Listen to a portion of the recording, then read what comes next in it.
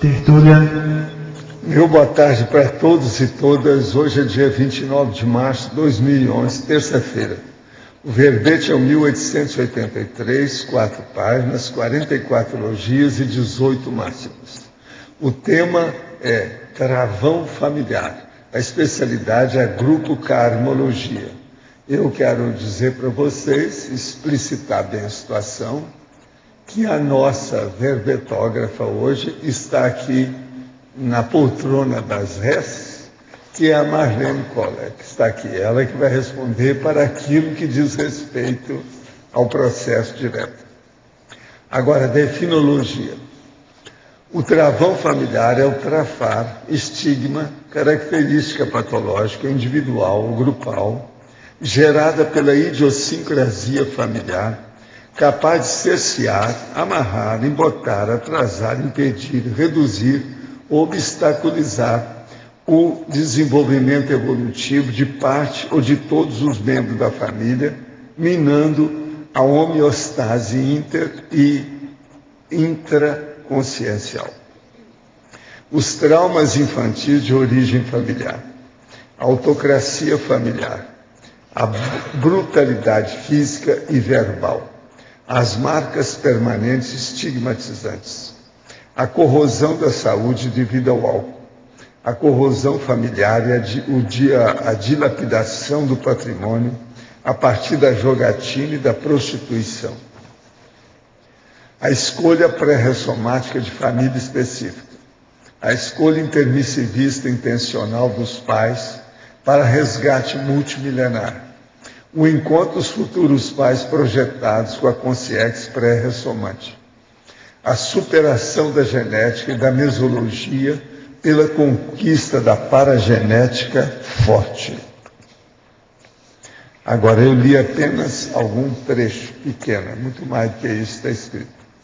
Na remissiologia, eu destaco entre os 15 itens abertismo consciencial, acerto grupo kármico, inseparabilidade grupo kármica, princípio do exemplarismo pessoal e travão. Frase enfática.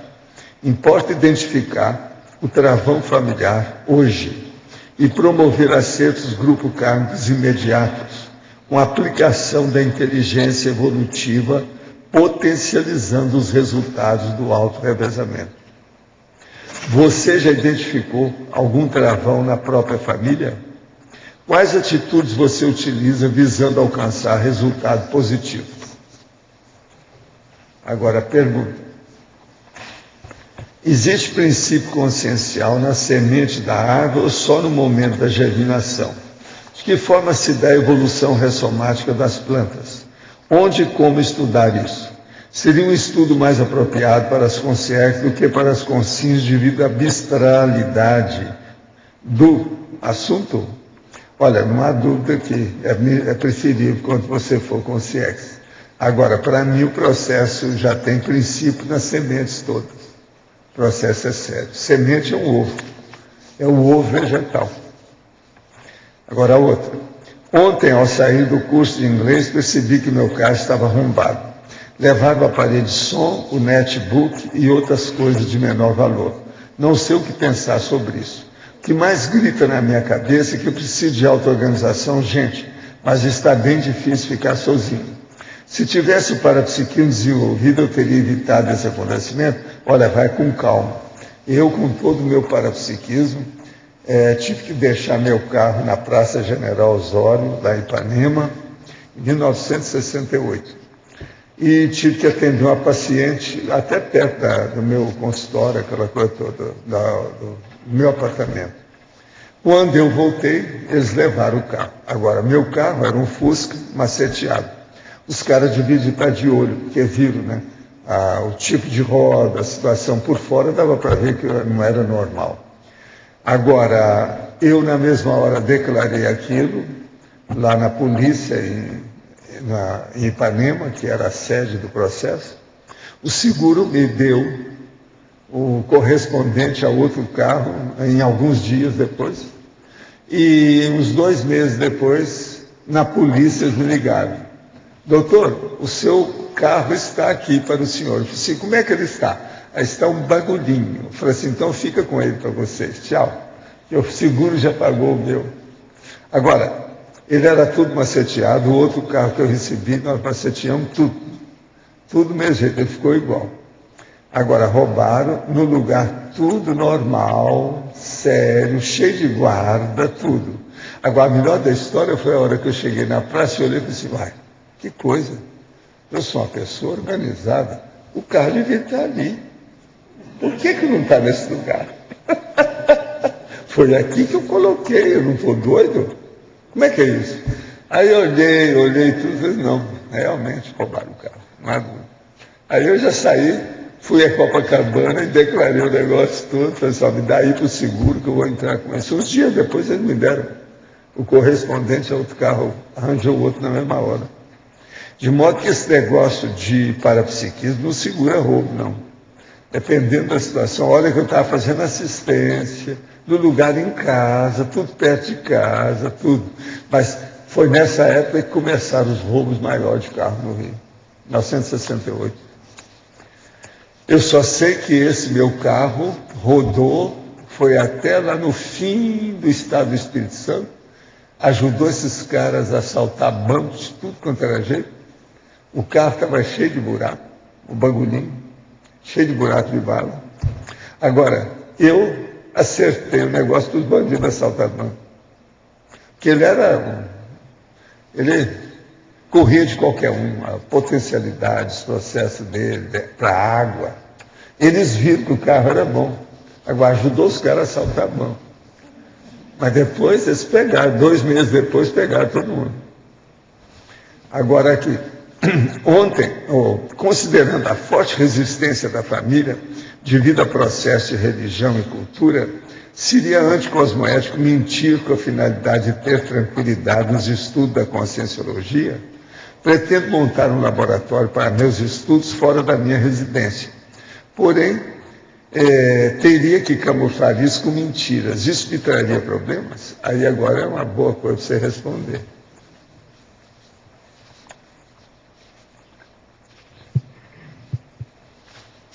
O ideal seria que a pessoa pudesse levar de uma forma bem clara.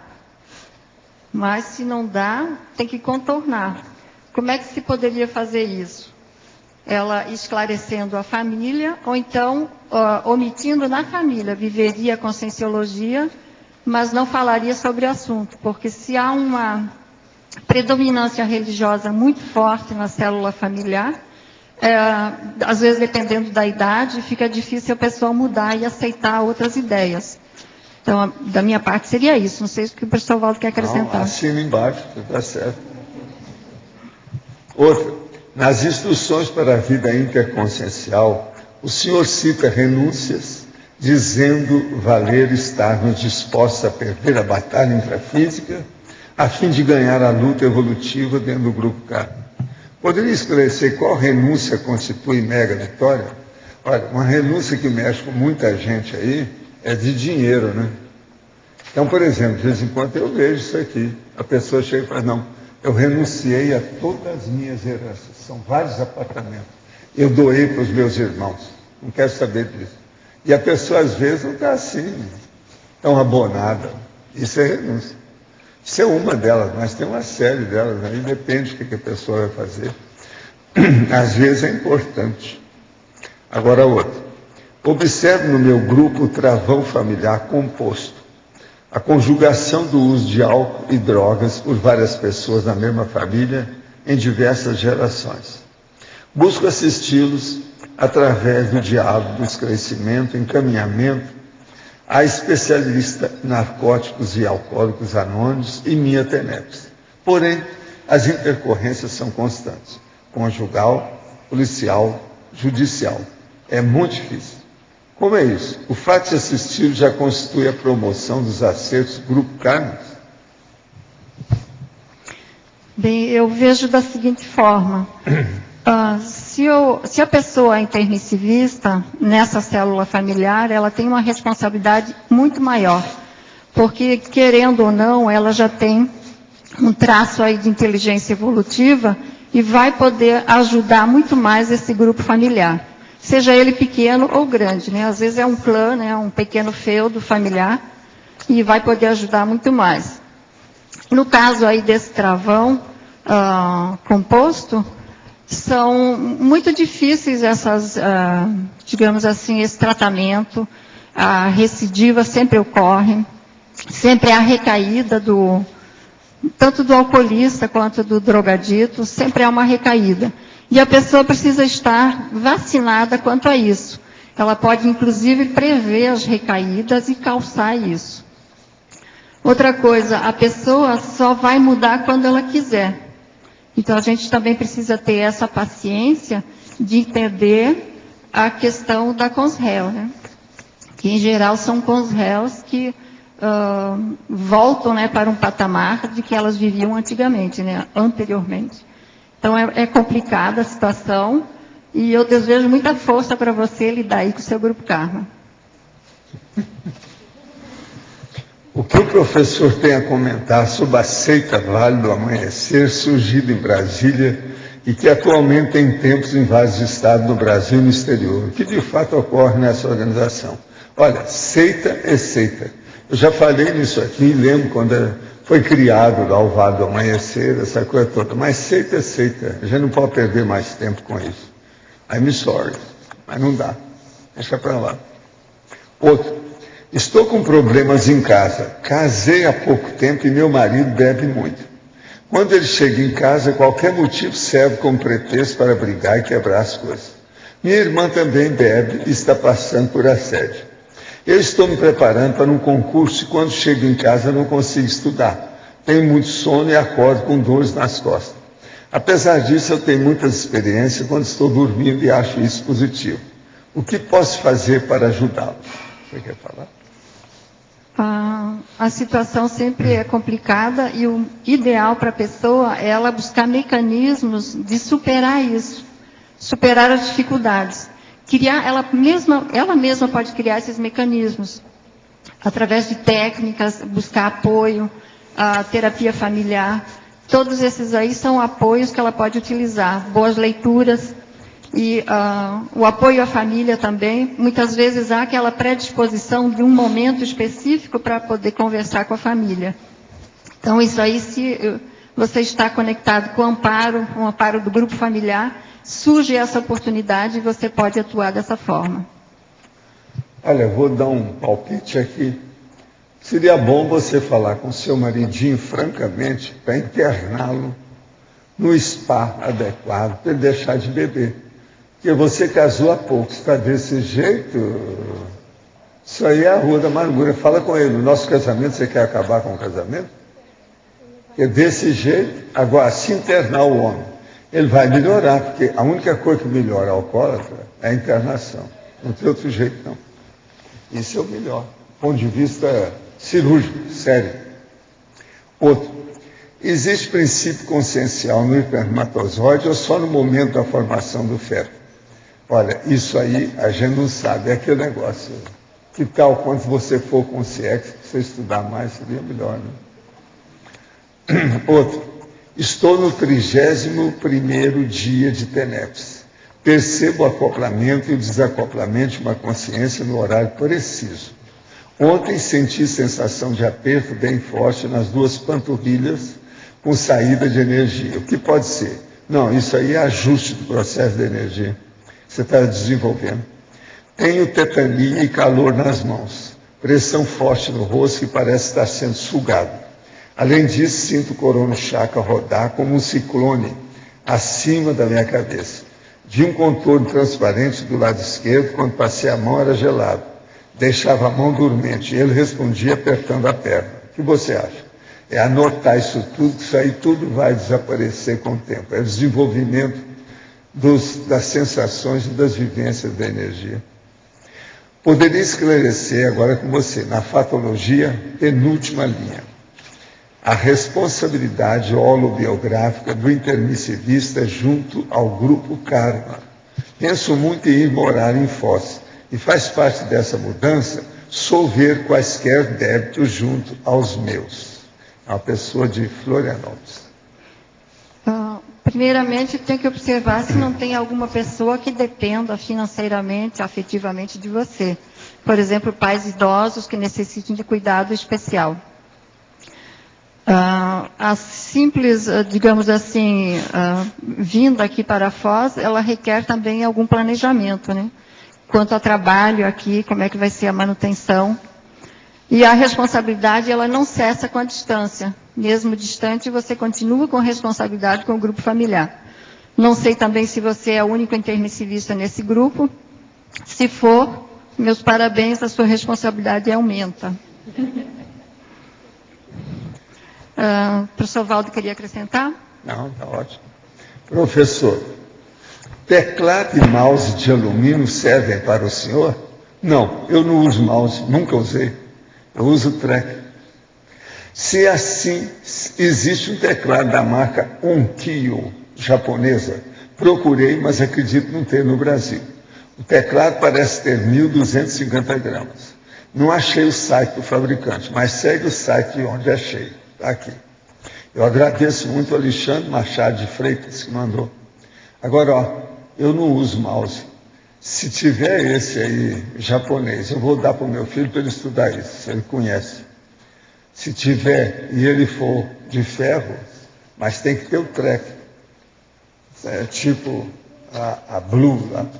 Eu não uso mouse, nunca usei, eu sou contra rato. É isso. Agora aqui, o nosso amigo aqui que está fazendo um estudo lá sobre projeciologia, etc., e idolatria religiosa, idolatria passiva, improdutiva, etc. tal. Olha, você é graduado em ciências sociais, você sabe o que é isso. Eu não acho que as minhas coisas lá devam mudar nada. O que eu falei na projeciologia é aquilo mesmo, acima e embaixo. Agora, o que é que se passa?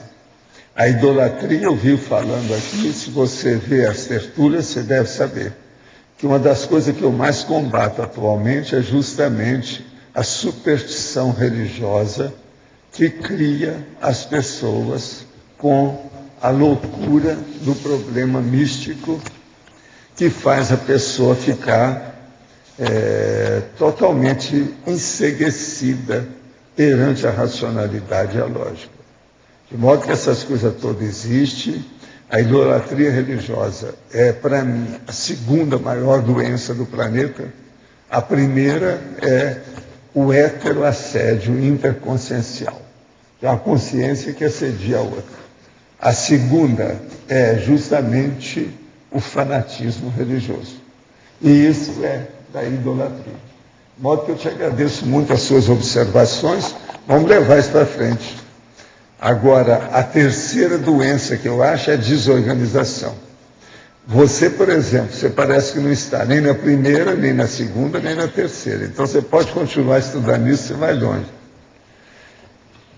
Agora, outra. A principal causa do travão familiar seria a interprisão grupo kármica milenar. Se sim, poderia comentar? Eu vejo dessa forma, que seria a afinidade, né? E também os laços do passado.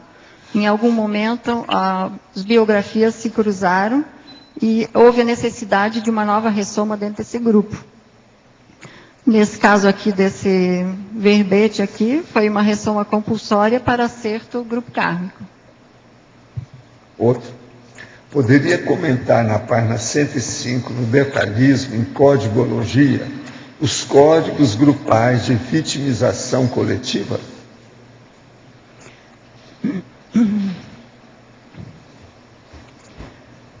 Por exemplo, uma família que tenha vários elementos que são drogaditos ou então alcoolista, então é uma vitimização coletiva, porque vai haver dependentes, pais, tios, primos, cunhados, que vão passar a sofrer algum revés com relação a isso. Então, sempre vai ser uma autovitimização coletiva, porque parte primeiro da própria pessoa e depois em relação ao seu grupo familiar. Existem também as vitimizações coletivas, grupais, devido ao processo de acidente, coisas naturais, acidente de avião, etc. Agora outra. Poderia explicar melhor na página 105, em efeitologia, na terceira linha de cima para baixo, o efeito nocivo da carência afetiva. A carência afetiva, principalmente em crianças, porque elas estão se formando. Então, se ela não tem esse modelo, ela dificilmente vai replicar esse modelo positivo na adultidade, com os filhos dela. Então, esse efeito nocivo, ele é cumulativo e ele pode, digamos assim, só se manifestar depois, quando ela tem os filhos. Antes disso, ela pode não perceber. Não sei se ficou claro. Aproveitando o assunto família, gostaria de agradecer o seu conselho, professor, de ir com calma com a minha mãe. Melhorou muito nossa convivência. E ela já aceita hoje algumas coisas. De vez em quando tem resultado aí. Agora, gente, eu queria mostrar para vocês hoje uma revista que está saindo em Foz do Iguaçu, ano 1, número 1. Chama Revista Saúde. Está aqui, ó. Outra coisa, está cheio de gente nossa aqui no meio, que nós trabalhamos com saúde, né? Tem muita gente. Então, por exemplo, logo de início, tem uma série de gente aqui, e tem vários do nosso povo aqui. Tem o doutor Pedro, tem o doutor Cristóvão, doutor Jarbas Paranhos, tudo aqui, que é da Vita Imagem. A Vita Imagem está aqui, uma série de condições de artigos. Logo em seguida tem a Bioetos, sabe? A Bioetos tem aqui o doutor Luiz Gonçalves, é o Francisco Carvalho, o doutor Marco Almeida, a doutora Estela Alcadipane e a minha mulher, a Graça. Tem aqui a listagem. Agora, logo em seguida, tem Marquete Fotografia. Está o Max bochechudo aqui na foto. Aqui. Tem aqui embaixo, aqui, o nosso chefe, o Amauri, e tem outras repetições ainda da coisa. Aqui no fim, ó, na capa está falando bioética de novo. Agora, a revista está cheia de coisa séria, de artigos, os artigos são pequenos, mas tudo em cima do lance. Tudo sobre o problema da saúde. E outra coisa, muito bem feita, muito bem apresentável, a gente lê tudo, não tem aquele negócio de coisa escrita que a cor não deixa você ler. Se alguém quiser ver, vale a pena. Está aqui. Tá certo? A revista está muito bem apresentada. Tomara. Vida longa para ela. Sabe? É o que a gente deseja. Tá certo? Vida longa. Vita. A distribuição gratuita. Agora, 5.000 exemplares, uma revista dessa, um verdadeiro livro.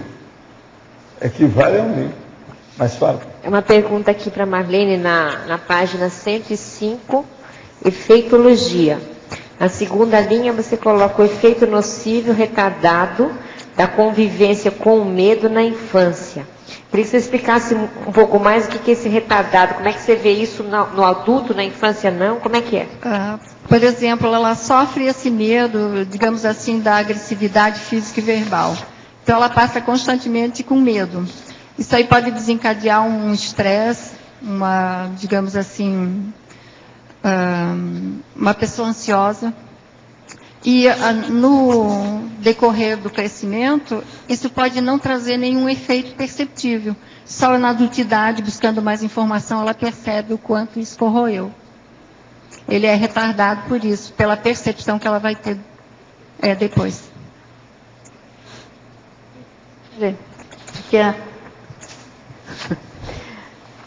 Também na página 105, na codigologia. Os retocódigos grupais sobre a revisão.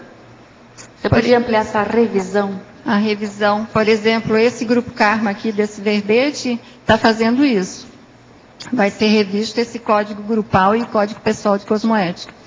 Porque já houve uma convivência no passado, então agora é um outro modelo, né, principalmente pelas tecnologias e tudo, a informação. Então, esse código está sob revisão. Quando ocorrer a dessoma do grupo todo, então passa a régua, né, e daí parte para outro modelo também.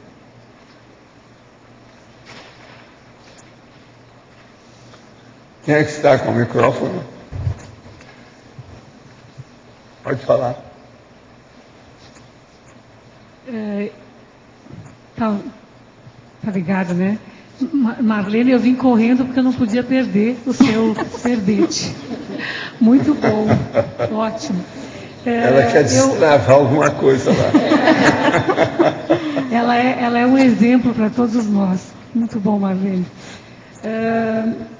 Lendo ontem ainda em casa, né?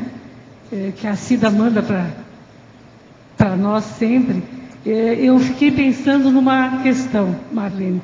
Nesses últimos tempos, você tem sentido que esse travão ele tem sido menor, as coisas estão limpando mais nas questões grupocármicas? Como é que você tem sentido isso nesses últimos meses? Por que eu faço essa pergunta?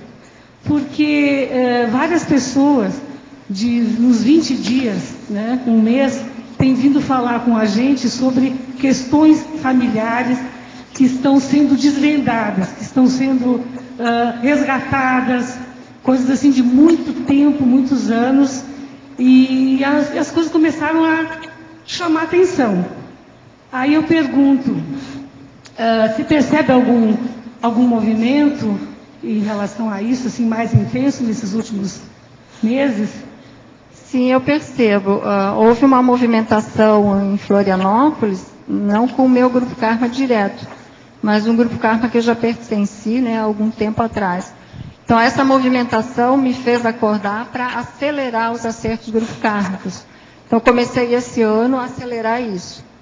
E não foi, a minha tomada de decisão não foi por causa do verbete, não. Foi por causa dessa ocorrência.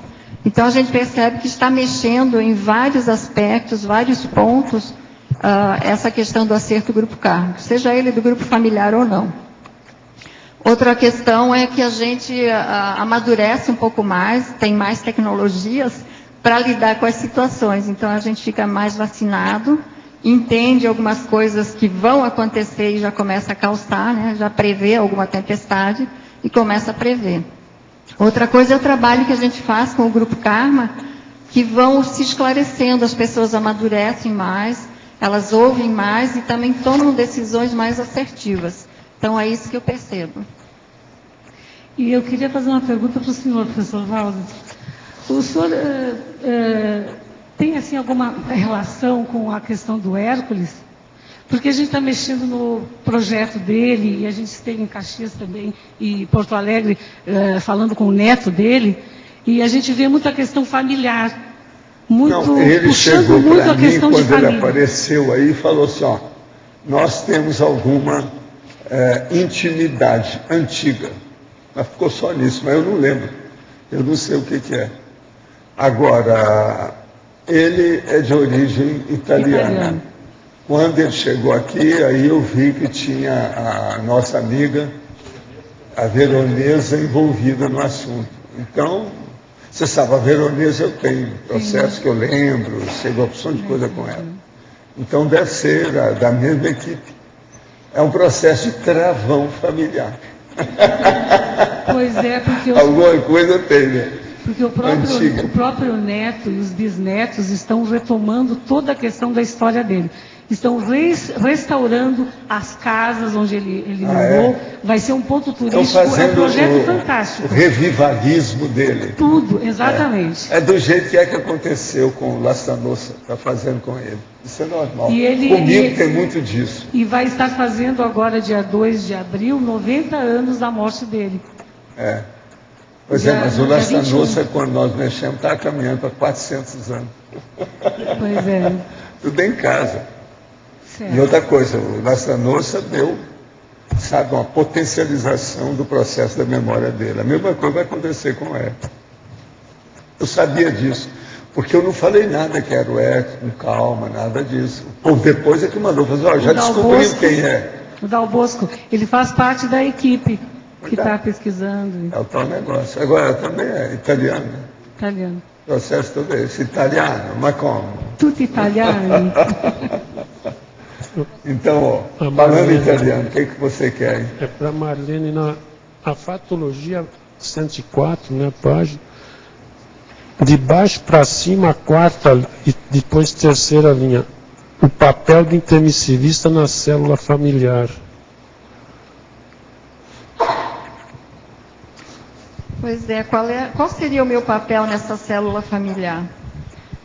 Supondo que seja o único intermissivista nesse grupo. Então, seria o de catalisar a reciclagem desse povo, ser exemplo, aquele exemplo arrastante, trabalhar para conseguir levar eles a um novo patamar. Então, essas seriam algumas ideias, né, que a gente poderia fazer. Mas nem sempre o ideal se apresenta, né? Então, cada um faz o que pode, dentro das condições que tem, e também da informação. Eu consegui informação muito tarde, então isso aí dificultou um pouco esse trabalho. Mas agora a gente está, digamos assim, acelerando esse acerto do grupo kármico. Tá, ok, obrigado. Aqui para você. Gostaria de perguntar à verbetógrafa.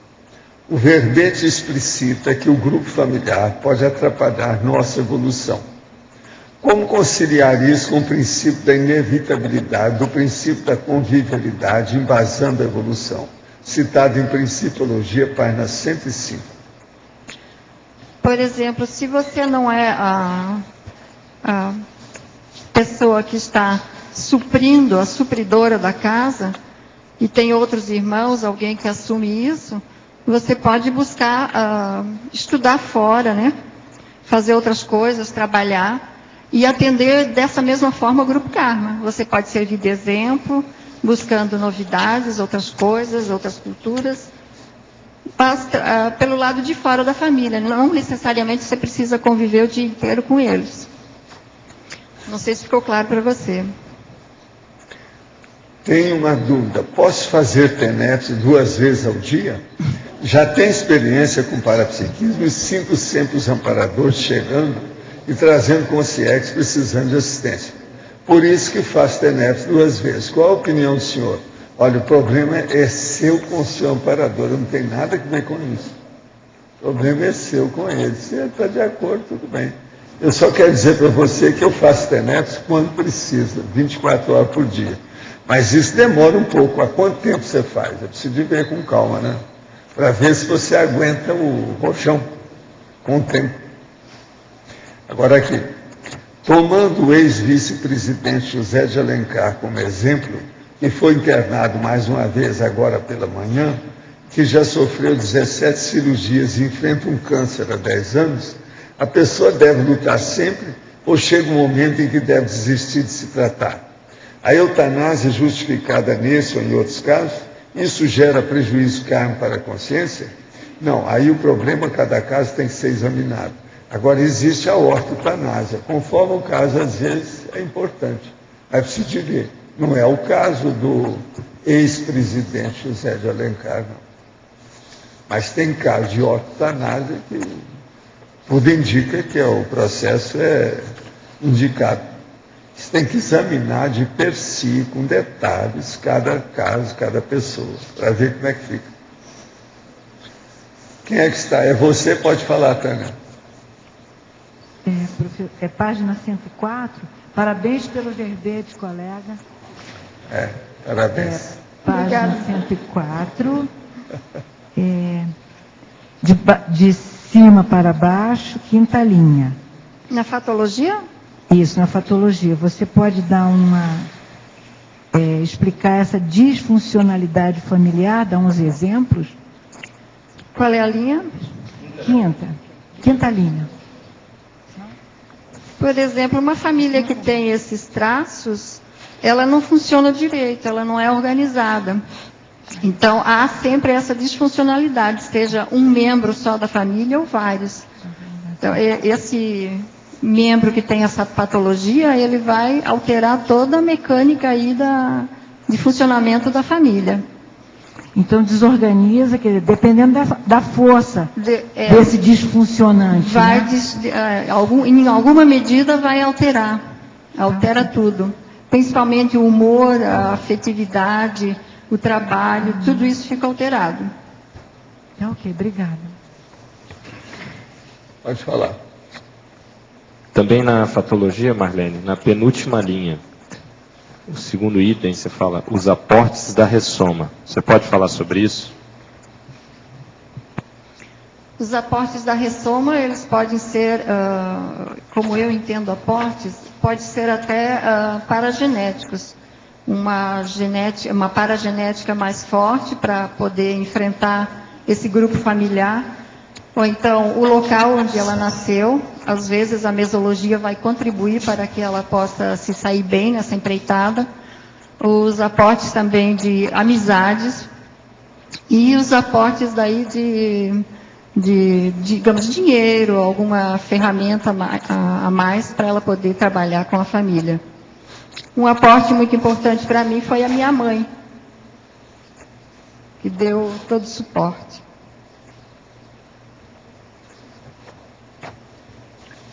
Quem é que está com o microfone? Tem alguém?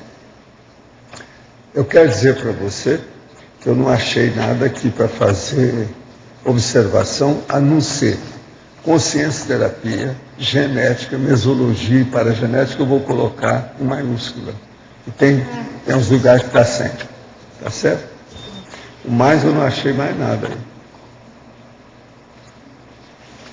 O João Paulo não apareceu, ele que está olhando muitas coisas, ele não apareceu hoje.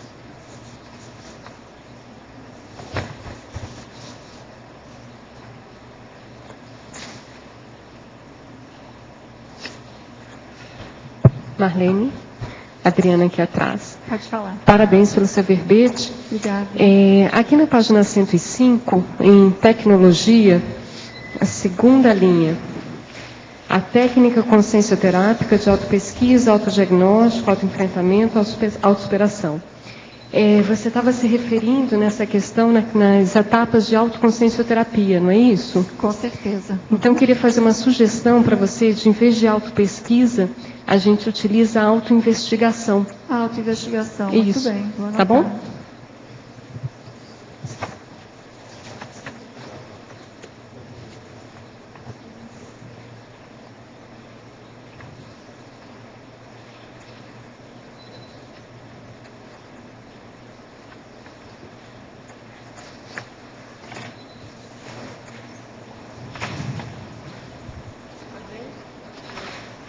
Na estrangerismologia, a outra você coloca, né? A mãe enquanto buffer familiar. Explica esse conceito, o que você pensou? É a cuidadora, é a que agasalha a criança, né? Tipo a choca com os pintinhos, assim, que acolhe, acolhedora.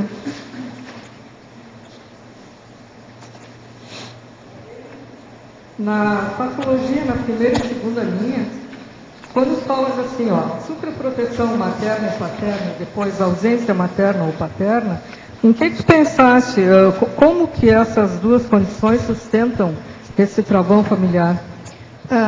Digamos assim que temos aí esse travão familiar, mas os dois, o casal, superprotege um filho. Então, às vezes é um cérbero aí, tiranizando o restante da família, mas os pais não veem nada de errado nisso. Então, super protege. A ausência também de um dos cônjuges, às vezes está presente, mas é ausente, não toma partido de nada da casa, né? Então, isso aí também vai interferir. A ausência materna, muitas mães não interferem na lida familiar, nem na orientação, nem no amor, nada. Então, elas são ausentes. A superproteção materna, em geral, é o que ocorre mais. Ela vai proteger, né, a sua ninhada. E é nesse sentido é que eu pensei. Não sei se ficou claro para você. Está gelado. Ficou sim, obrigada. Conheci uma moça na promiscuidade total. numa festa onde todos compartilham sexo entre casais. Estou começando a gostar dela e ela de mim. Estou preocupado porque não sei se o processo da promiscuidade da mulher é pior do que o do homem. Sei que estou querendo deixar a vida promíscua pelo mal-estar, mas tenho dúvidas acerca da capacidade ou não da companheira também de largar pelo histórico dela. Trata-se de uma menina nova, de 26 anos, sem maturidade. Será que a vida me botou nessa situação para prestar assistência? Estou pensando em levá-la para a conscienciologia, mas creio que ela não vai dar conta. Esse é o meu receio. Qual a experiência que o senhor tem sobre o assunto? Olha, nesse caso aí, você tem que pensar positivo e tentar o melhor. Então não pensa negativo. Você já está pensando com o negócio, mas pensa que ela não vai dar conta. Que é isso? Pensa que ela vai dar conta. Depende do seu exemplo. Agora, aí você tem que chegar para ela e falar assim, ó, que tal a gente resolver os nossos erros em conjunto? Vamos juntar os nossos acertos. Por quê? Ficou conhecendo lá, todo mundo promíscuo. Então, há uma prostituição generalizada nessa história. Então, que tal deixar a prostituição? Agora, conversa isso com ela, põe num papel o contrato que você vai fazer com ela, para ela melhorar e você também. Agora, procura estudar os trafares dela e os trafores dela, e os seus, e comparar um com o outro, e abrir o jogo um com o outro. Isso é que é o processo do despojamento e do diálogo, que é a explicitação. Falar claro. Pode ser que assim você vai ajudar muito. Uma outra coisa, ela está com 26 anos, é agora que ela tem maturidade biológica. Então ela vai começar, depende disso. Ainda está na fase preparatória. Olha bem como é que é isso. E vê você com a sua idade, que eu não sei qual a sua idade. Se examinar isso também perante ela, que às vezes vai pesar na balança. Outro, o grande travão na minha família é o conjunto de crenças dogmáticas e as beatices, provenientes principalmente de minha mãe e minha avó materna. Minha casa é cheia de crucifixos, altares e santos. Minha namorada parece ir para o mesmo caminho. Tento passar alguns conceitos da conscienciologia, mas as mesmas não aceitam e se incomodam quando assisto às tertúlias e frequento os cursos. Eu dou a banana para elas e ao mesmo tempo exteriorizo energias quando posso, mas sempre sinto uma certa ansiedade depois. O único aqui em casa que compartilha de minhas posturas é meu irmão mais novo. Como proceder em tal situação? A primeira coisa é o seguinte, a gente não fica em casa durante muito tempo. Existe a saída da família, não é isso? Então isso aí não cabe de pensar. Agora vamos ouvir o que a Marlene tem para falar para você. Qual é a idade que você tem? Isso aí é importante, porque às vezes já passou da idade de sair de casa. Pode até fazer um pequeno apartamento bem próximo da casa e cuidar da avó e da mãe, né? É possível isso. Outra coisa também, elas são mais velhas, né? É necessário respeitar. E respeitar também a crença delas, né? A cultura.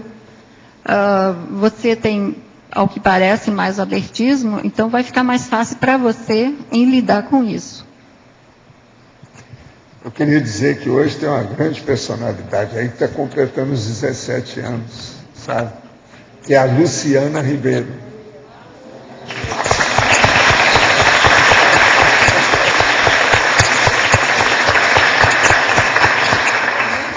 Tá certo? É um processo sem travão familiar. Viu? Sem travão. Marlene?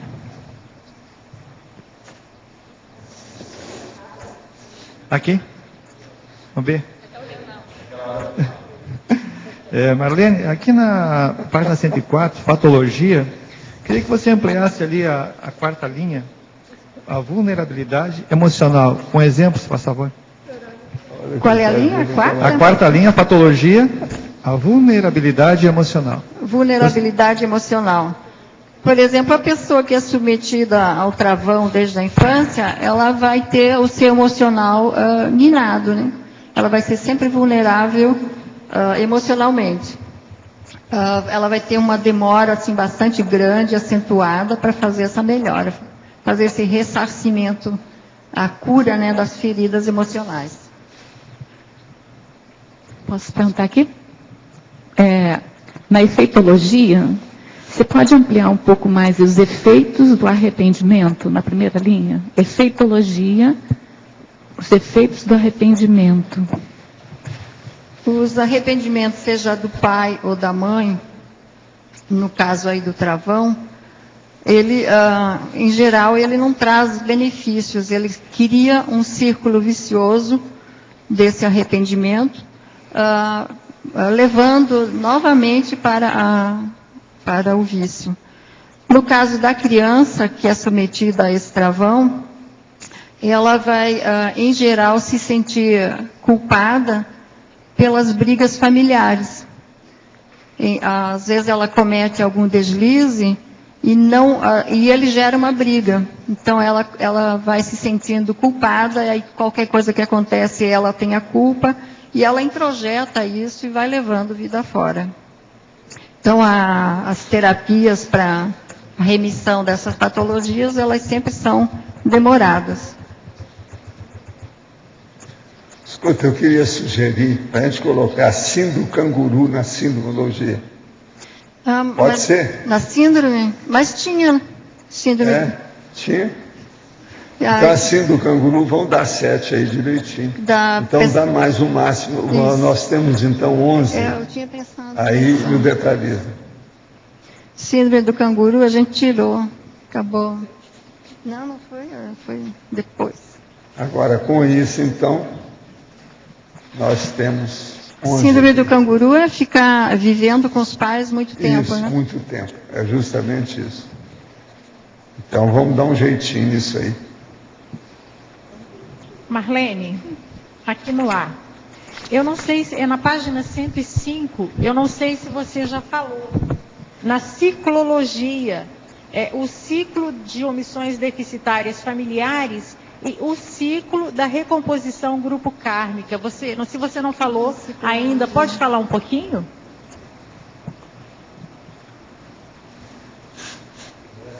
O ciclo da recomposição grupo kármica? Primeiro é o ciclo de omissões deficitárias familiares e também o ciclo da recomposição grupo kármica.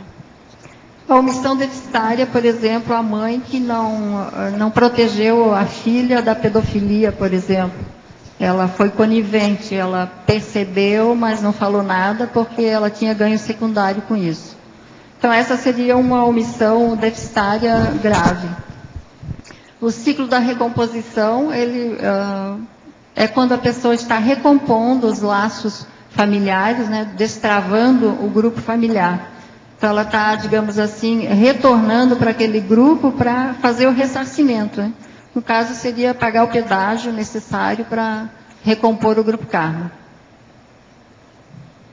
Ok, obrigada. Tudo bem?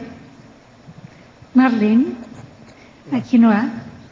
Marlene, na fatologia, página 104, na 4ª linha, a questão da pedofilia, do incesto, né? Eu trabalhei um período longo com tratamento de vítimas de violência, e a gente sabe o quanto esse processo do abuso sexual intrafamiliar é quase uma epidemia hoje, né? O Brasil tem números altíssimos.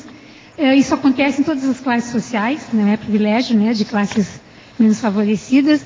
Você pensou sobre essa questão? Como é que a conscienciologia poderia trazer uma contribuição, um aporte diferente do que a psicologia, enfim, do que a psiquiatria já traz de solução, de enfrentamento para essa questão? Eu vejo que o esclarecimento ele é fundamental, porque ele graça por todas as famílias, né, seja ela rica, pobre ou não, e muitas vezes até na pessoa bem informada. O cara que é pedófilo, ou inclusive a mulher também pedófila. Então isso aí não tem, digamos assim, não tem limite, né? Não tem uma barreira.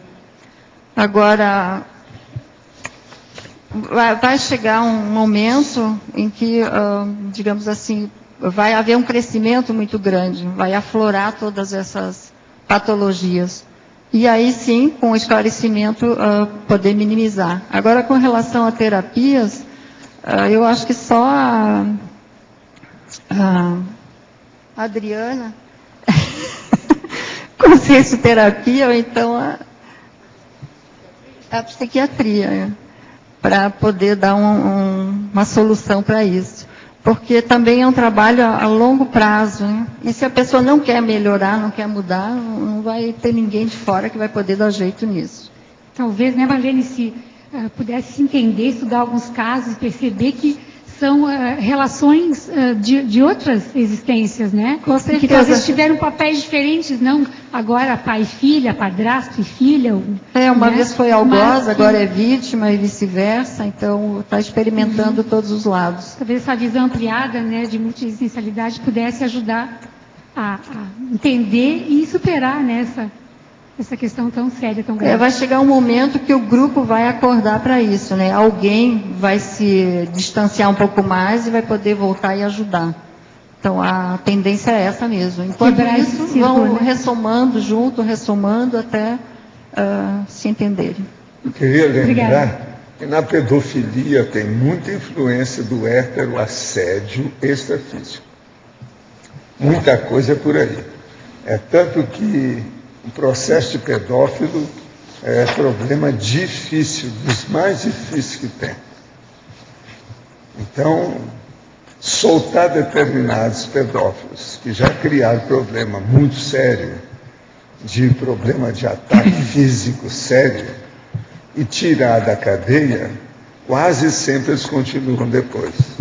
Agora, os Estados Unidos hoje já tem uma larga casuística dessa história. O negócio é seríssimo. Agora, eu vejo uma implicação muito grande de heteroassédio extrafísico. Valdo, teve uma época daquele caso de pedofilia do austríaco, né, que teve vários filhos com a própria filha, né, teve os netos, né? Você, na época, você comentou que você tinha uma ideia que aquela questão tinha relação com a Segunda Guerra. Sim. Por que você chegou nessa conclusão? Como é que você chegou nessa conclusão? Ali é o seguinte, na Segunda Guerra eles procuraram ocultar muita coisa depois daquilo e ficar assim tudo mais fechado em casa, para não ter contato com os outros. E esse foi o motivo também de ninguém ter entrado na casa dele depois para examinar. Porque você pensa bem, é muito estranho, tantos anos, uma pessoa presa lá dentro daquela casa e ninguém na redondeza saber. Quer dizer, é coisa típica de alemão mesmo, de austríaco. Ele, na verdade, fechadão. Ele fez um bunker embaixo, né, onde ele deixava mas veja, tantos anos no mesmo lugar, povo ali, como é que é isso? Isso é terrível você pensar numa situação dessa. Agora, por exemplo, eu vou te contar uma coisa que eu penso também. Eu acho que teve gente que viu aquilo e ficou calado. Isso é da natureza humana. Então a gente tem que pensar muito nessas coisas. Tem que pensar muito. Não quis mexer. Agora, a Segunda Guerra deu muito disso. Por exemplo, olha o que aconteceu essa história do menino do pijama listrado. Aquilo é impressionante. Você viu esse filme? Um pedaço. Ele é impressionante. E o fim é muito bem feito. A conclusão do filme é perfeita. Fora de sério o caso. Agora, eles mostraram tudo sem falar praticamente nada. Tudo indireto. Até o original mesmo do processo em inglês, tudo indireto. Eles foram falando tudo. Agora, escolheram muito bem, foi o chefe do campo de concentração. Aquela cara dele é o máximo, porque ele é antipático por natureza. Você sabe que tem aquela pessoa que o personagem é antipático por natureza, por causa da cara dele. Esse é antipático por natureza, não tem jeito. Mas aquilo, o casting, quem escolheu, em cima do lance, Nunca vai existir uma pessoa com outro personagem igual aquele, tão perfeito. Isso foi uma das coisas que mais me chamaram a atenção no filme. Agora, está muito bem filmado, muito em cima do lance, os locais foram, as locações são perfeitas para o filme. Agora, faz a gente pensar. O negócio é tão bravo que aquilo incute na sua cabeça e não sai. Você está entendendo? Quando os cenários são bem feitos, que tudo segue concomitante com aquilo que está sendo narrado, aquilo entra mais na retenção mnemônica. Esse filme é dos tais que entra na minha retenção. O negócio passou de manhã, eu estava pensando nisso, eu vi ontem à noite, eu estava pensando. Isso aí é o processo, vamos dizer assim, o imprinting da imagem junto da vivência. Uma perfeição. Não, o final é perfeito. O final é perfeito. Agora, o homem, o departamento, só a cara dele, ele não é grande ator, é um ator de segunda. Mas veja, é o máximo aquela cara com a situação toda dele. Agora, os olhos do menino, chegou a hora que eu vi que tinha um erro. Eles fizeram maquiagem no olho dele. Passaram, sabe, as coisas o pretinho em cima. Teve uma hora que você via direitinho que o olho aquilo está errado. Aquela criança não podia ter isso em casa, isso é impossível. Entendeu? Mas é que o olho dele é muito bonito, eles quiseram ressaltar, e ressaltaram mesmo, foi muito filmado o olho dele, virando aquele negócio todo, uma perfeição. Mas você entendeu, né? Entendi. Isso aí, o que eu acho? Além dessa parte estrutural física, né, e o comportamento das pessoas, você vê uma relação dessas patologias de guerra, traumas de guerra e as patologias sexuais? Tem, né? Tem pelo seguinte, os nazistas, por exemplo, um monte de homossexual no meio daquilo. Tinha orgia, tinha as coisas todas, inclusive junto das coisas do próprio Hitler. Sim. Agora, uma coisa também que eu vi no filme que eu queria falar para vocês. A hora que mostra uma determinada casa, que eles vão chegando, que está cheio de flor em torno, logo no início do filme, é igualzinho à casa aonde estava o reurbanizador. É daquele jeito. Então, aquilo deve ter sido filmado ou na Áustria, ou na Alemanha, em algum lugar por lá. Ou na Suíça, na parte alemã. É aquela área, com as flores. Está entendendo? Eu não sei se você lembra, logo que chega, que está começando o filme, que eles vão entrando para casa. As disposições do processo do jardim e a casa toda cheia, porque é igual a minha casa.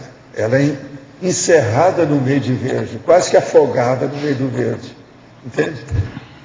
Lá aquilo, a casa do reurbanizador era aquilo. Só que ele ficava no andar de cima. Sabe? Tinha 2 andares a casa dele. Agora, aqui é interessante, para ver. Eu vi e falei, gente, onde é que eu vi isso? Foi aí que eu lembrei, não, era a casa do homem, né? Era desse jeito. A entrada é quase idêntica. Tudo que havia lá na entrada, aonde tinha a tia que cuidava dele. Aquilo era na Alemanha, junto da Suíça. Eu não sei onde é que eles filmaram, a locação eu não sei. Sabe onde é que é? Mas é tipo interior. Sabe como é que é? Lá parecia que o negócio era Berlim, mas não é bem assim, você sabe. Eles falam, mas o negócio não é, né? Sabe saber a locação. Onde é que foi? O que eles usaram? O cenário 7? Aonde que foi? Agora, o filme vale a pena ver.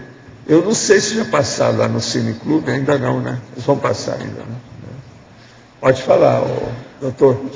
Obrigado, Paulo. Professor, capitão, coronel. Tudo é isso, Oswaldo é tudo isso. Faltou general ainda.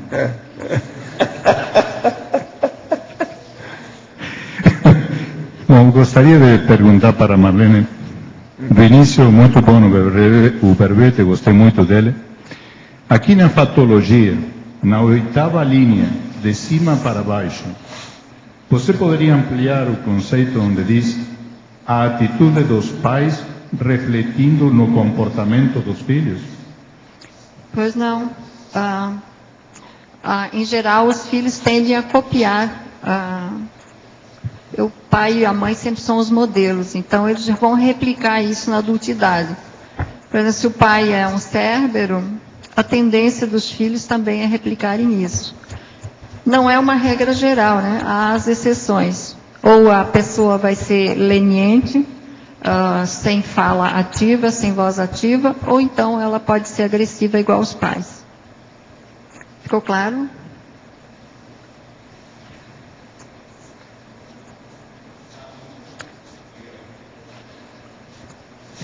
Quem é o próximo agora? Pode falar. Marlene, meus parabéns por o verbete, não? Minha pergunta tem a ver com a página 105, efeitologia, na segunda linha, o final. Os efeitos patológicos irrecuperáveis do desamor familiar. Desamor? Desamor, desculpa. Você poderia ampliar um pouco o conceito? A criança, ela, no meu entender, ela deveria ser cercada de amor. E se ela não tem isso no devido tempo, isso aí não pode recuperar depois. Você não pode fazer esse tratamento a posteriori. Exatamente. Ele tem que ser no devido tempo, no crescimento da criança. E, em geral, a família que tem esse travão familiar, ela não consegue se dedicar aos filhos da maneira correta. Então, é nesse sentido aí que eu coloquei. Obrigada. Marlene, parabéns pelo seu verbete. Aqui no binomiologia, eu tenho curiosidade de saber qual a tua experiência, ou o que você pode acrescentar para as famílias que está passando por isso aqui, pais intermissivistas e filhos com réus, ou pais com réus e filhos intermissivistas.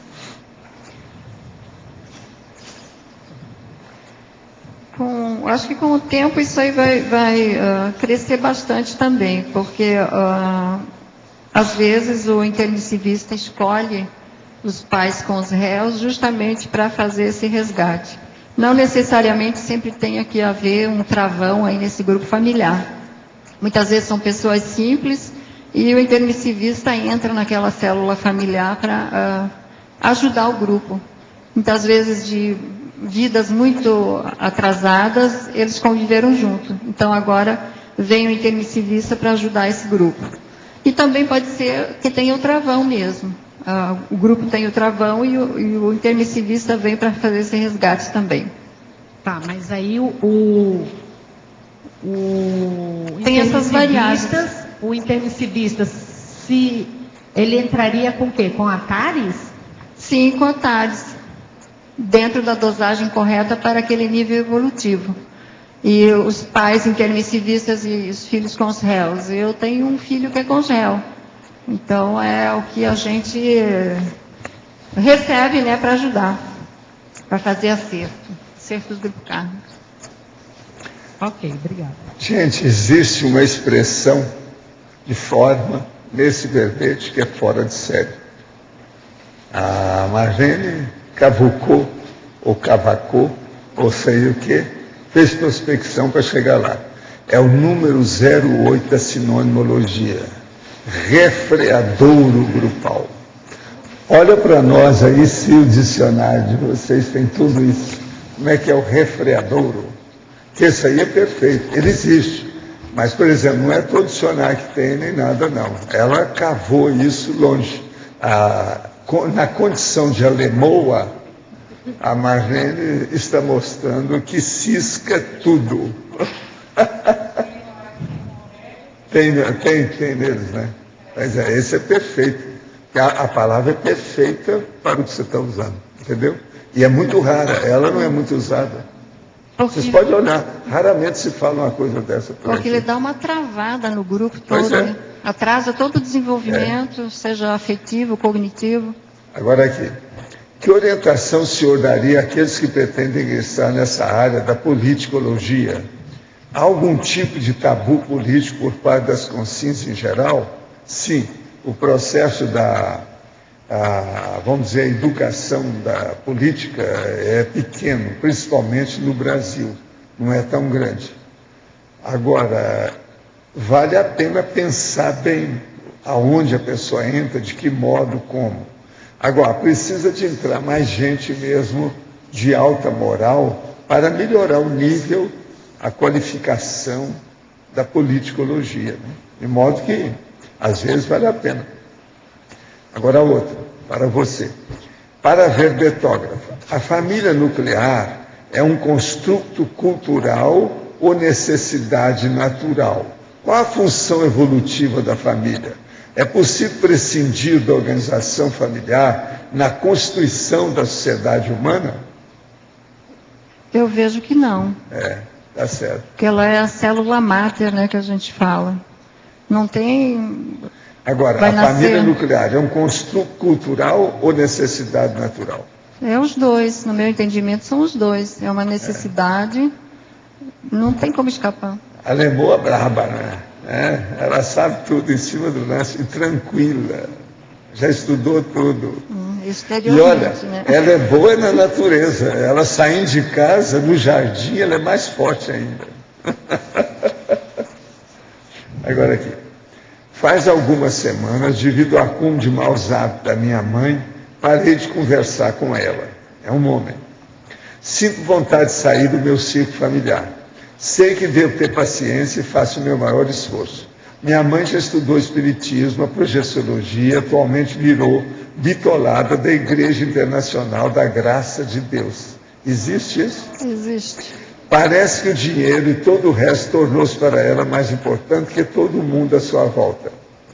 Gostaria de saber como posso ajudá-la, sendo que, devido à grande quantidade de energia que ela consegue exteriorizar e tem para qualquer coisa, supera a minha fagulha energética. Primeira coisa, precisa de saber a idade dele, né? Tem que examinar isso tudo aí, examinar o que você faz. Agora, ó, não brigue com a sua mãe. Não para de conversar com ela, não. Você está errado. Abençoa. Uma outra coisa, você já pensou se ela estiver com Alzheimer? Como é que fica isso? Perdoa, faça doação, abrace a mamãe. Ela é a mamãe. Tem que continuar. Não pode ser assim. Agora, outra. Percebo constantes contrafluxos pessoais entre os voluntários na IC em que atuo. Recentemente fui vítima de um golpe financeiro e pretendia fazer vários cursos em Foz. Ficou o aprendizado. Ao mesmo tempo, estou dentro de um ambiente fortemente espírita, pois toda a minha família é espírita e eu também fui por 10 anos. Estou voluntariando na Conscienciologia há 1 ano. Cheguei a pensar que a atuação extrafísica ligada aos meus pais, devido ao espiritismo, pudesse ser proporcionado o golpe que sofri, visto que o objetivo era ir para a Foz e ampliar meus trabalhos aí. O que o senhor acha disso? Tenho percebido que os problemas financeiros acontecem com grande regularidade com outros voluntários da IC. Esse processo de contrafluxo tende a reduzir com o nosso voluntariado ou apenas nosso trabalho energético poderá reduzir essas ações? Escuta, eu não vejo nenhuma diferença entre as coisas econômico-financeiras que acontecem com a turma da Conscienciologia e os de fora. A única coisa que a gente nota é quando uma pessoa, por exemplo, ela começa a levantar poeira para fazer uma reciclagem, seja com a Tenex ou com a Ressex, é lógico que isso levantando a poeira vai dar algum problema. Se a pessoa não está preparada para as coisas, às vezes isso ocorre. Mas isso não tem nada a ver, não há um estigma sobre o povo que está fazendo reciclagem, não. De modo que o processo seu é examinar o que é que se passa com isso. E esse processo de golpe financeiro, é preciso de ver. Você foi vítima, às vezes, a vitimização, a culpa é sua. Isso tudo tem que examinar, você não falou. Golpe financeiro, precisa ver que golpe que é. Nós que já estudamos, né, centenas de golpes, sabemos que esse negócio é muito variado. Nós tem que examinar, porque não é bem assim, não. Agora, ó, pense positivo. Tudo que a gente procura, a gente acha. Se você quer mudar sua vida, você muda. Tenha confiança, pense positivo. Os amparadores vão ajudar você. Luciana, o senhor falou agora há pouco que a Marlene tira a força da natureza, das flores. Lógico que isso ajuda ela no processo, o grupo karma dela. Já poderia ampliar isso aí? Que para mim não ficou muito... Não, o caso todo é o seguinte, a gente quando trabalha com todas as modalidades de princípios conscienciais, a tendência da gente é ter o caminho da cosmovisão com um amparo por atacado. Um amparo extrafísico, amparabilidade de função mais ampla. Então, por exemplo, ela começa a trabalhar com o princípio consciencial da botânica. Agora, depois tem os subhumanos, depois é que vem os humanos, para depois vir o extrafísico. São 4 tipos aqui, entendeu? De princípios conscienciais. Quando a pessoa começa de baixo assim, ela tem muita chance, se ela se dispõe para o processo evolutivo da interassistencialidade. E é justamente o caso dela. Vocês já viram que a Marlene tem um temperamento sério, calada, quietinha. Ela faz tudo, parece até que ela nasceu em Minas Gerais. Ela faz tudo caladinha, quieta, tudo, sem problema nenhum. Mas ela sabe muita coisa. Já entendeu o consciencialismo todo jeito. Você não está vendo as respostas dela? Tá. Sempre foi assim. Agora, ela é moa, né? Então, a lemoa geralmente é bem econômica nas palavras, organizada, né? Tudo arrumado. Então, isso também ajuda. Essas questões. É por aí que eu estou falando. Pensa bem nos 4 tipos de princípios conscienciais. Eu, por exemplo, procuro fazer isso na minha vida. Minha casa é afogada no verde. Presta atenção. Tem gato lá em casa, chama Base Cat. Eu trabalho com vocês que são Homo sapiens. Homo sapiens sapiens. E trabalho também com as consciências. Entendeu? De modo, são os 4 tipos. É o que, em parte, que ela está fazendo. Na hora que ela trabalha na natureza, do jeito que ela faz, ela está trabalhando com o subhumano. Tem os insetos, tem os passarinhos, tem os bichos. Ela não é. É inevitável. Não tem saída. Então, pensa bem. Eu, por exemplo, trabalho tanto com processos que eu já começo a mexer com a botânica. Todo dia, quase, eu falo aqui na frutariana e na dieta frutariana. Pensa bem, começa por aí. Outra coisa, hoje mesmo eu já falei aqui, que a semente tem o princípio consciencial nela. É uma coisa seríssima. A hora que você come uma manga, você está comendo o princípio consciencial, mas ainda tem lá uma semente lá dentro. Isso aí é muito importante a gente pensar, essa abrangência na abordagem do princípio consciencial. A conscienciologia abrange isso tudo. Você entendeu a diferença? Entendi. Então, por exemplo, no caso dela, com essa tranquilidade que ela tem para fazer pesquisa, isso ajuda demais. É básico. Embasa. Está entendendo? Faz o suporte, as fundações, os alicerces, do resto tudo que ela faz. Vocês estão entendendo, né, o que eu estou falando? Agora sim. Então, quando eu falo muito aqui em verde, botânica, natureza, isso é muito mais sério do que eu falo.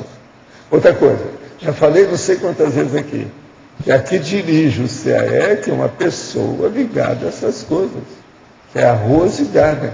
Olha o apelido que eu dei para ela. A Rosa do Jardim, o Jardim de Rosa, né, que eles falam, não? Que é ela. Pensa nisso. Por exemplo, lá na Aracê é Heliotes, de Vidos Pinhos. Entendeu? Agora aqui. Minha família nuclear é composta de 4 pessoas.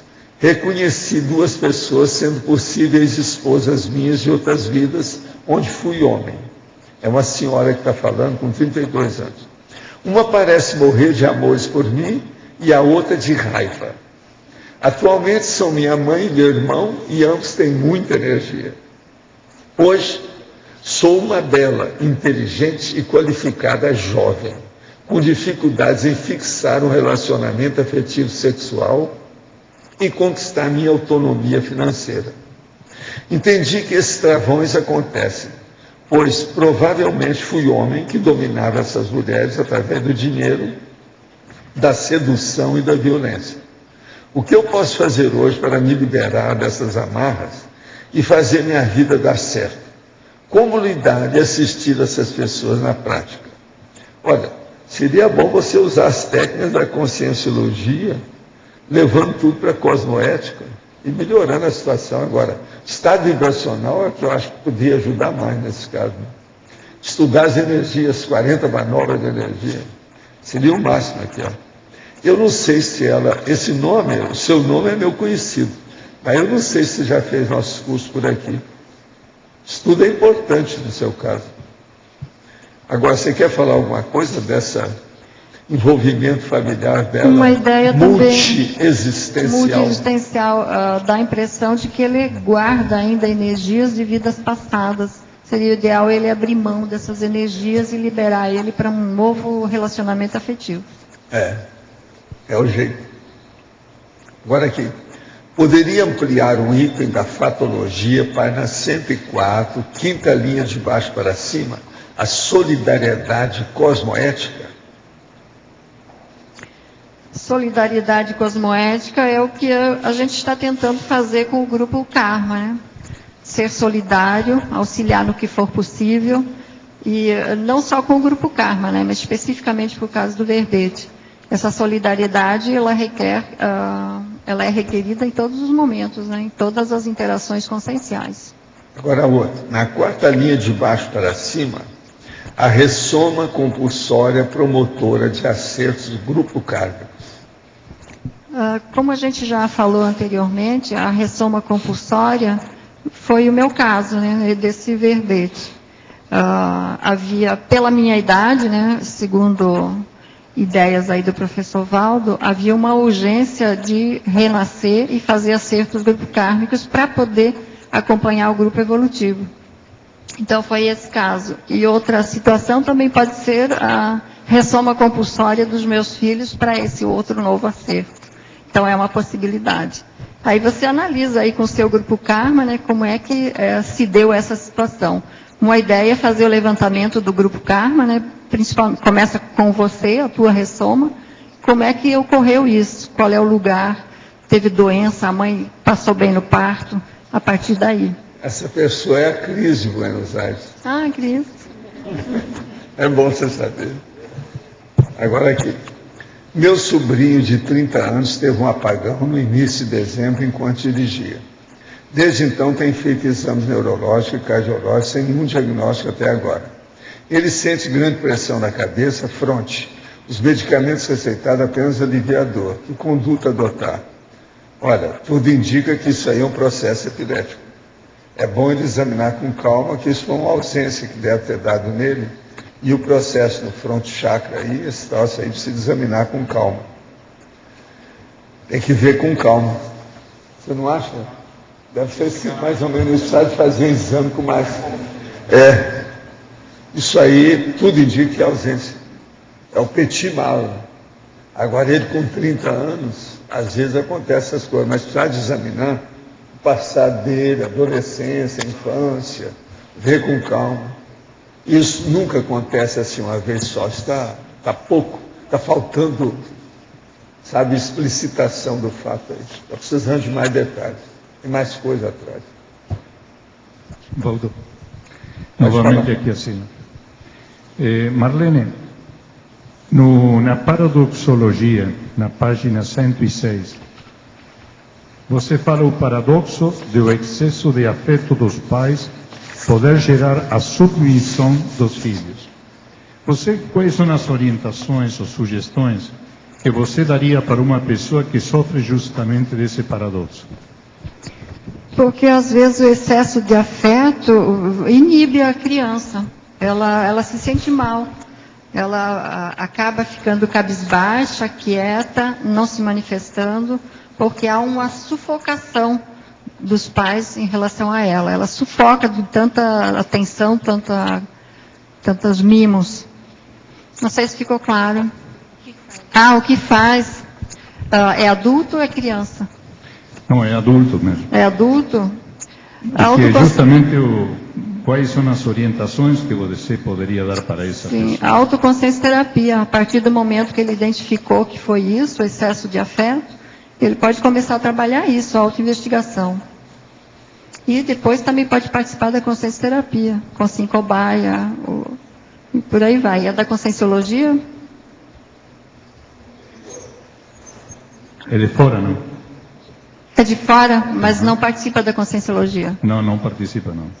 Aí já tem que ser mais leve, né? Mais devagar. Mas a psicoterapia também pode ajudar. Se você é parente ou amigo, também pode ajudar com esclarecimento. Né? Ok, obrigado. Marlene, Rosa aqui. Em se tratando do grupo familiar, o chefe de família sendo alcoólatra, ainda nessa existência, há possibilidade de, você vê pelos seus estudos, de uma recomposição ainda na mesma existência ou facilita mais quando vem outra? Há possibilidade sim dessa recomposição, basta a pessoa querer. Porque o nível de assédio é muito grande, ocorrem as recidivas, dizem que não existe ex-drogado ou ex-alcoolista, né? Mas é possível sim. Meu pai bebeu a vida toda também, só depois de uma certa idade é que ele parou de beber. Então, é possível sim.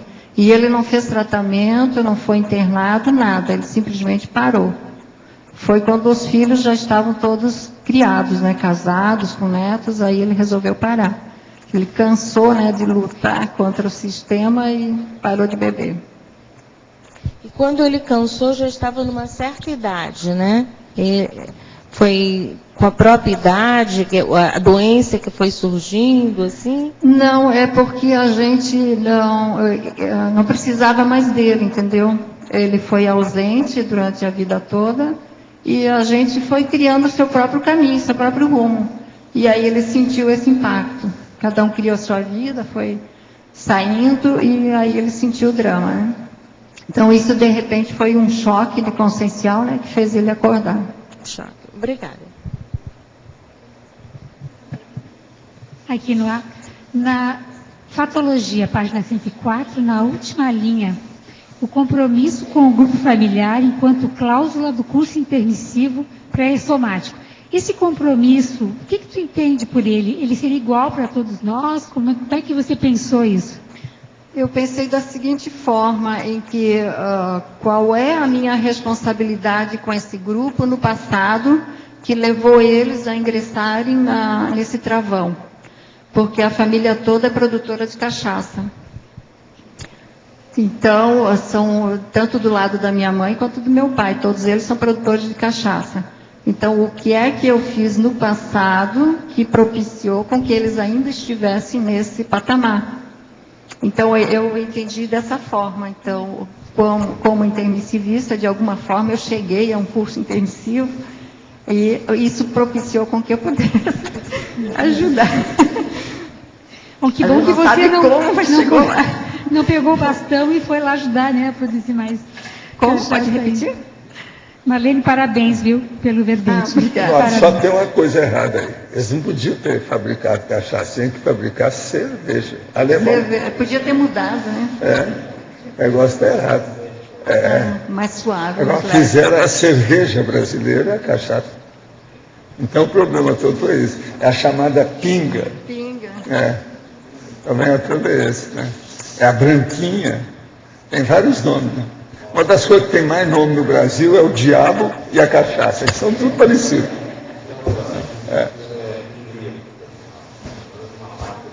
É a Hungria, pois é. Pois é, mas a Hungria tinha também mesmo campo de concentração. Pode ser então que eles pegaram lá, porque lá ainda tem ainda campo de concentração, eles usaram alguma coisa. Por exemplo, aquela entrada em que queimava os camaradas lá, a câmara de gás, É perfeito, é aquilo mesmo. O original é aquilo lá deve ter sido original. Está muito em lata. A hora que abre e fecha. Eles mostram depois várias vezes a filmagem. Pode ser. Entende que parece. Você já chegou a discutir isso aqui alguma vez, mas eu não me lembro muito. Essas condições que ocorreram, essas atrocidades, por exemplo, esses locais, tipo Auschwitz, você acha que é válido manter aquilo no sentido de sempre ser uma lembrança? De ser destruído tudo. Mas enquanto aquilo precisar de ser testemunho para as novas gerações, o melhor é manter. Mas agora, precisa de manter dentro de níveis didáticos. Para explicitar o processo. E outra coisa, não para exaltar o processo. Não para exaltar, mas no sentido didático de evitar. Porque tem de tudo, né? Fizeram agora lá deixaram fazer, né, uma exposição sobre o assunto. A exposição era negativa. Porque era a favor do Hitler. Mas que... Fizeram isso agora, recentemente, no ano passado. Que orientações que pode ter, Valdo, para fazer uma manutenção didática de uma condição dessa? Por exemplo, de um campo de concentração, não destruir... Aqui, fazer um montão de referência, tudo negativa, com as palavras escolhidas para liquidar com a besteirada do nazismo. Isso é que precisava, por todo lado. Colocar legendas dentro do problema. Aqui foram mortos tantos. É igualzinho aquele negócio, você já pensou? Só em Auschwitz, num dia só, eles chegaram a matar 24 mil pessoas. Não, você raciocinou nisso? 24 mil pessoas num dia só, em 24 horas.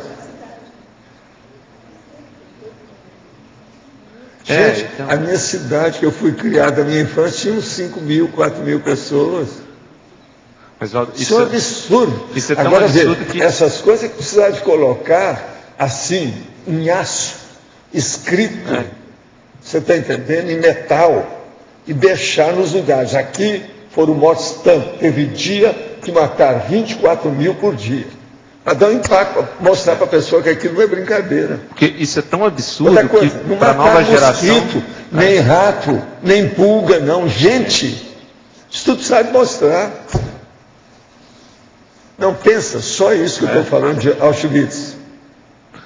É porque... Eles matavam um monte, milhares por dia, mas o dia máximo que eles chegaram foi 24 mil. Mataram num dia só. Agora, é aquilo, outra coisa também. Lá no filme mostra a fumaça meia preta, saindo lá à distância. Mas nem sempre era preta. Às vezes tinha de outras cores. Você está entendendo? Devido às cores que queimavam junto.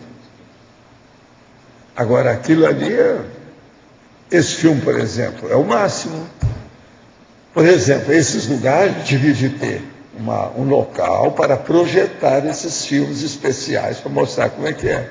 Tudo aquilo que pudesse dizer respeito, ou que tenha alguma ligação com aquele, mostrar lá. Isso é que sabe. Isso que eu estou falando, o processo didático.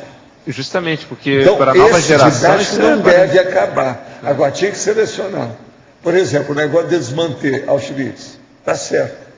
Porque lá é a capital do processo. Foi a que matou mais gente, a pior delas, etc. Tal. Foi por isso que eu fiz aquele verbete de Auschwitz. Entendo? Para mostrar isso aí. O meu verbete, por exemplo, que eu fiz lá, aqueles detalhes que tem, é o resumo do resumo do resumo. Mas tudo baseado em fatos. É um monte de autores. Aquilo tudo é chancelado por uma série de autores. Não tem jeito de desmentir aquilo. Então isso aí é muito sério. Pensa nisso. Agora, a nova geração.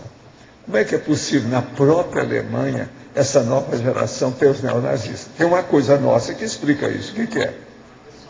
A ressoma desses caras. Só pode ser. Mas veja, eles mesmos não estão favoráveis a aumentar gerações. De onde é que esse povo está surgindo? Tudo é engraçado isso aí para a gente ver. Eu, se tivesse mais tempo, fosse mexer com essas coisas, um dos negócios que eu ia estudar é a sociologia da Alemanha hoje. Lá valeria a pena. A sociologia, não é só o processo político, não. A sociologia, a relação da conviviologia, entende, Marlene? Eu acho isso seríssimo. As minhas relações que eu tive com a Alemanha, diretamente, assim, lá mesmo, tudo foi dizia respeito ao processo da parte da minha família por causa da minha mulher. Mas me deu para pensar muita coisa. Outra coisa, nessa família nossa lá, tinha gente formidável, fora de série no meio, que não teve nada a ver com isso. Você tem uma ideia? Uma das tias lá da minha mulher tinha sido freira, mas de assistência o tempo todo, dedicada, abnegada.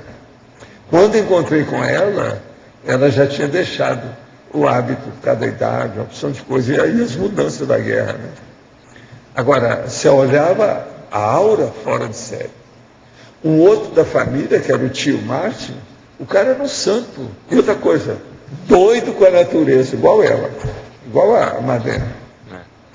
É ele que me mostrou tudo quanto era plantação. Nós fomos lá e pegava as frutas diretamente do gado, assim, para comer. Todas esses grãos menores e coisas desse jeito, sabe como é que é? Inclusive a Blue, que é essa que eu trouxe aqui para vocês verem, isso tudo ele plantava lá.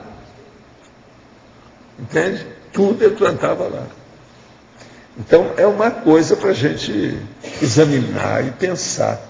Agora, a sociologia diz... vale a pena.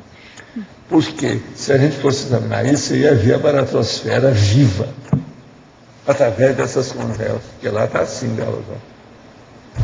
Isso é seríssimo. Valdo, você estava falando dos neonazistas na Alemanha, mas na Espanha também tem neonazistas. Tem, não, são dezenas de países que tem neonazismo. E neofascistas. Aqui, em Curitiba tem neonazismo. Chama a atenção que nem sequer Blumenau.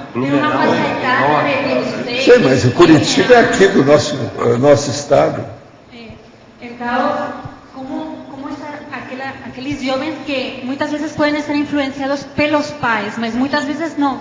Eles parece que foram esparcidos por várias áreas do mundo, né, para reciclar em alguns comportamentos, porque é ilógico, porque muitos deles não entendem muito bem o que aconteceu na história. E é bem difícil.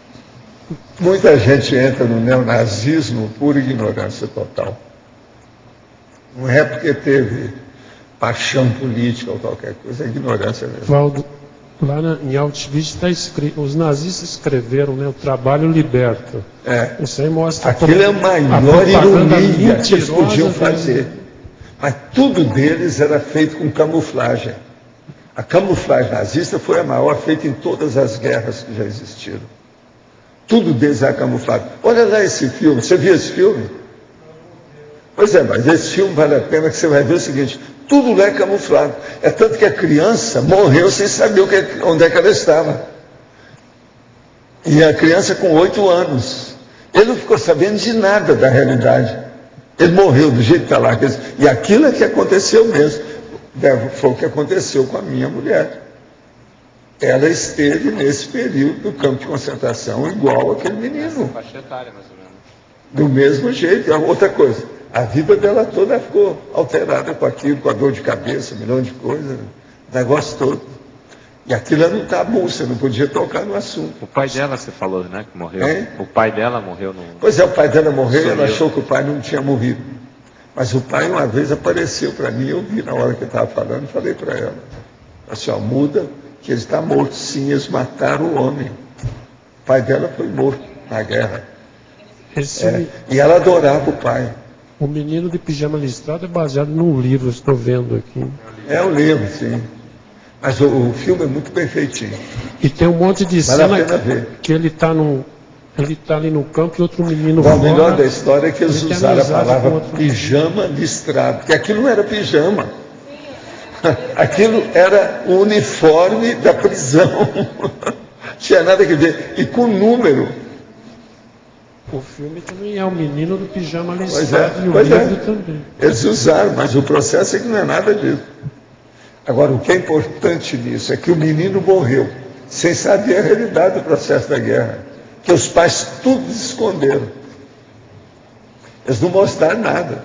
Por exemplo, o cara que apareceu lá, o médico que estava ajudando também, eles não esclareceram nada. A criança também passou por cima. Agora, a menina lá, ela já estava entrando já na mocidade hitlerista, porque ela já tinha 12 anos. O preceptor que chegou começou a dar aula, tudo para inculcar o nazismo. E eles faziam isso mesmo, todo mundo. Era a mocidade hitlerista. Veja, esse Papa atual passou por isso. Mas ele não gosta de assumir essas coisas, não gosta de falar, mas ele foi lá, foi da mocidade hitlerista. Esse Papa que está aí. Quer dizer, não é fácil, né, o povo com quem nós estamos vivendo na Terra. Vocês ficam falando aí de hiena, búfalo, tigre, anta. Olha, tem mais coisa, não é só isso.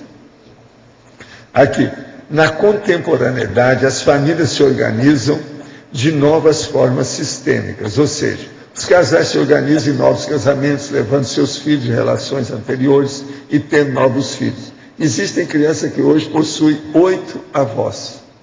Qual é a relação deste momento com as novas formas familiares existentes e a visão da conscienciologia, principalmente contextualizando com o verbete hoje? Olha, o que a gente sabe desde a época do Alvin Toffler, que andou escrevendo tudo sobre o futuro, né? O medo do futuro e o processo todo, o choque do futuro e etc. tal, tudo isso aí a gente já esperava acontecer e ainda vai acontecer mais ainda. Agora, o problema todo é o seguinte, faz parte do processo da série X, é a multiexistencialidade, isso faz parte. Agora, é bom que o povo se misture cada vez mais e conviva para que as arestas sejam adoçadas, porque o problema todo é isso. Agora, no meio disso tudo, é usar aquela técnica dos políticos de Brasília. Seja um algodão entre os cristais. Está entendendo? É uma saída. Né? Você quer falar alguma coisa sobre isso aí, né? Para as consciex poderem participar do curso intermissivo, não basta querer, é preciso poder. É necessário ter sido uma boa pessoa na vida prévia? Poderia falar dos pré-requisitos? Olha, o problema é ter uma ficha com saldo bom. Se o saldo da ficha evolutiva pessoal é bom, você, na mesma hora, é convocado a participar da situação com todo amor e carinho, não é isso? Mas agora é preciso ter, porque não adianta forçar a barra. A gente tem que pensar nisso. Se uma pessoa não está preparada para um curso intermissivo, ela não vai se adaptar, mesmo se ela forçar a ir lá. Isso acontece porque tem gente que chega e recua. Fica mais um período sem nada, etc. Tal. Então, veja, os verdadeiros retardatários são esses, que são os retomadores de tarefa. Esses é que são os mais sérios que tem. E essas coisas existem. Eu já encontrei com consciex me falando sobre esse assunto. Agora, os pré-requisitos, então, que ele está pedindo, é o processo dos trafores básico da assistencialidade. Se tem, a pessoa já... E outra coisa, o parapsiquismo.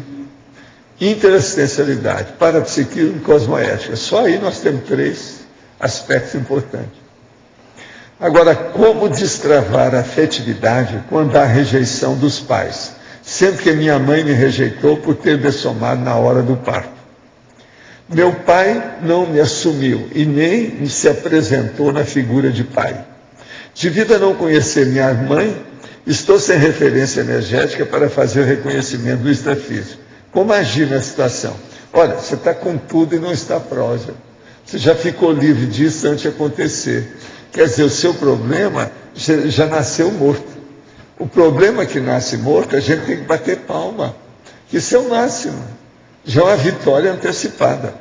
Hoje estou com 53 anos e preciso realizar minha ProEx. E isso está me travando. Sei. Agora, o problema é ver o que é que você pode fazer. Qual é a sua ProEx real? Vamos examinar bem. Agora, com 53 anos, você está na metade do seu caminho. O povo está vivendo 100 anos. Pensa nisso. Já está na hora de executar esse processo, mas ainda tem tempo. Se examinar o que é que se passa, como é que é, etc. Tal. Agora, a pessoa que reclama esse negócio de não ter pai, não ter mãe, e ela viveu firme, a trancos e barrancos, mas viveu, ela deve agradecer, né? Que já diminuiu um caso antes de acontecer. Quer dizer, não ter que pagar nada para nascer aqui, isso não é o máximo.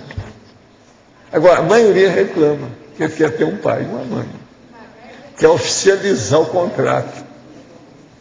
Então, veja, isso aí é o contrário, a gente tem que pensar o lado bom também desse aspecto, dessa ocorrência muito séria. Vale a pena pensar. Quem é que está com o microfone ainda? O Adélio parece que não falou nada, ele está com medo de falar nos processos da Farroupilha lá. Hoje, o negócio é esse? Que negócio é esse? Precisamos de ver por quê, né? Que couve. Uma outra coisa, a Pilar, eu acho que devia te falar alguma coisa em relação a Marlene, né, Pilar? Como é que é isso? Eu queria ouvir a sua opinião sobre o assunto.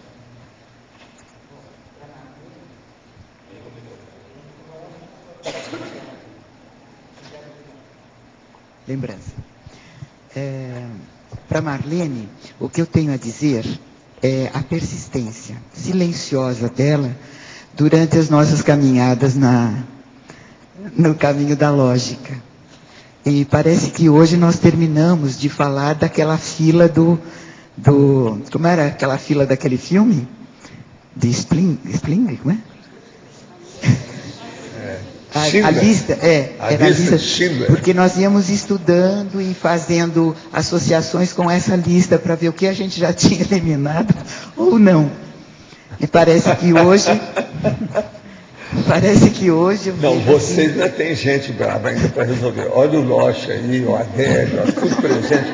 O Arlindo, tudo presente aí junto de vocês. Então a Marlene trouxe de presente esse texto, né? Esse verbete para essas pessoas e também para mim, para ir eliminando esses travões. E eu vejo assim, essa persistência dela muito esclarecida. Não era uma persistência assim, apagada. Não, ela buscava compreender por que estava acontecendo. Sempre foi. Por que estava acontecendo. Ela sempre ciscou, ela sempre questionou. Mesmo, né, quando havia o travão, que havia dúvida, estava tudo inconsciente. Então, eu acho que ela conseguiu. Isso que eu acho mais importante. Agora, uma coisa que eu queria perguntar para você, Marlene. Você já foi ver o orquidário? Já. O que já você estive achou? lá. Você aprovou tudo? Maravilha. Lindo, lindo. Eles já terminaram tudo lá por dentro. A hora que terminar, eu quero ir lá ver. Mas não quero ir quando ainda está construindo. Cheio de orquídeas. Mas já preencheu tudo ou não? Não. Ainda não, né? Quando terminar, eu quero ir lá com calma. Agora, depois tem que fazer um filme. Quando isso florescer, vai ser maravilhoso. A hora que começar a abrir, né? Você é para endoidar. Agora, o tanto que eles colocar lá vai ganhar de você, por enquanto. Com certeza. Mas a gente colabora lá. Aqui a gente está fazendo, mas é só para o pessoal exercitar. Quem quiser exercitar, tem um laboratório ali. A gente não vai competir, não, com eles. Agora, Globo Rural, quase todo dia mostra esse enxerto que as pessoas fazem. Bonitinho, muito bem feito. Eu estava olhando agora aí. Isso aí eu não aprendi ainda. Anteontem, o processo deles mostrar a lasca que ele tirou de um, do mesmo tamanho, igualzinha do outro, coloca lá, o negócio é uma perfeição. Faz um curativo. Maravilha. Uma perfeição. Vou aprender isso aí também. Pois é. Agora, com a orquídea é diferente, mas as coisas existem, né? Aí é a polinização, né? Pega de uma. É a polinização que é boa. Marlene. Fazer, então, do travão a libertação, né? Albertismo consciencial. Agora, é preciso de ver se lá no orquidário tem essas orquídeas do IP roxo que tem aqui na entrada, aquela que dá aquele esplendor grandão na hora que floresce. Uma outra coisa, preciso saber também quantas vezes floresce por ano. Para a gente saber lá. Agora, lá no orquidário, eu quero chegar lá depois e perguntar, cadê os nomes? Porque tem que pôr nome em tudo. Tem que catalogar tudo. Tem que catalogar aquilo tudo bonitinho. O Roberto já vai colocar o nome nas árvores, aí já tem um monte. Pelo cálculo dele, talvez vão ter que fazer umas 500 legendas. Por aí. Colocar tudo. É por aí, não é? Por aí, mais ou menos. Agora, vocês entram nisso, ver o que você faz. Eu vou ajudar ali. Vamos pegar esse povo todo que é disso aí. O Guido, a Érica, você, o Roberto, o Ari, a Nilce também dele, que é muito boa, e gosta do processo.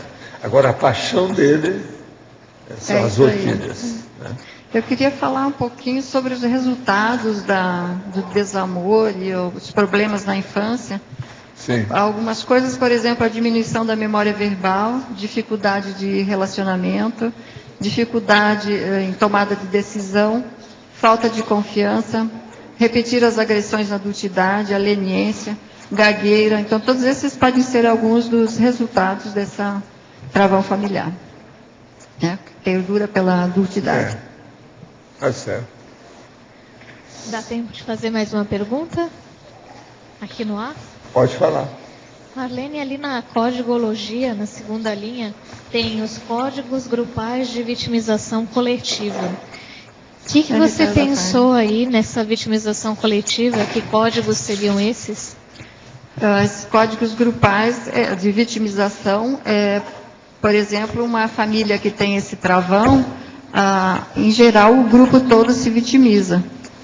Ou a mulher porque apanha do marido, as crianças porque apanham do pai e da mãe, e por causa dos gritos, às vezes tem que sair correndo e dormir na rua porque o pai chegou bêbado e começou a quebrar tudo.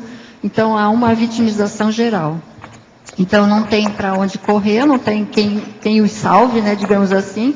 Elas procuram apoio e não encontram no pai nem na mãe. Então isso aí gera todas essas consequências que a gente já abordou. Tudo bem? Os nossos comerciais, por favor. Obrigado. As pontuações de hoje: 54 assinaturas no livro de presença, 21 perguntas presenciais, 29 perguntas online, 31 votos presenciais e 19 votos online. Hoje teremos os recados do Mário sobre o curso 40 manobras, a Kátia sobre a prova da imagística e a Virgínia sobre o 9º Sinvex, congresso da Invex, né, e sobre as I6. Gostaria de convidar a todos a participarem do curso 40 Manobras Energéticas. Ele será realizado em 4 dias, de 21 a 24 de abril deste ano. Para maiores informações e inscrições no telefone 45 35 25 26 52. O curso será realizado aqui no Discernimento, mas é na secretaria, do CAEC, que nós vamos ter todas as informações e as inscrições. Esse curso visa trabalhar com as energias de forma prática todos os dias. E nós temos alguns debates, interações, e sempre com foco na assistência, ou seja, criar a oportunidade de nós praticarmos assistência aos colegas, aos participantes do curso. Contamos com a presença de todos. Boa tarde a todos. Nesse domingo, a partir das 8 horas, no Discernimento, nós vamos ter a prova da imagística. Então, para quem quer destravar as habilidades criativas e da imaginação, nada melhor do que se inscrever para esse desafio. Como é que funciona a prova? A pessoa, ela senta diante de um objeto e ela tem que estabelecer 200 relações livres daquele objeto. E tentar completar isso no período de tempo que é até às 11h30. O preço da prova é R$ 50, pode ser dividido em até 3 vezes, e vocês podem obter mais informações e efetuarem a sua inscrição na recepção do CAEC. Obrigada. Boa tarde a todos. A Sinvexis de Aracén gostaria de convidar a todos vocês, colegas intermissivistas, para o 9º Congresso Internacional de Inversão Existencial e o primeiro Congresso de Serenologia. Vai ser no campus de Aracén, no Espírito Santo, e vamos ter a participação de 25 conferencistas, dentre os quais vamos contar com a presença online do professor Valdo Vieira. Vai falar sobre o assunto a carreira intrafísica, da invexologia à serenologia. convidamos a todos vocês a apoiar este mega empreendimiento, pues os fondos serán direccionados a construcción do Serenarium y 50% también para amigos da enciclopedia. Muito obrigada. Maiores informações em cursos@simbexis.org.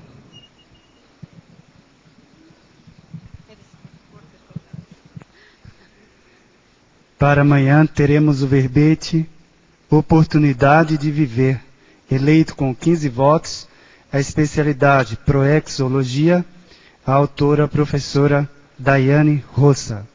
Obrigado pela presença de todos e até amanhã.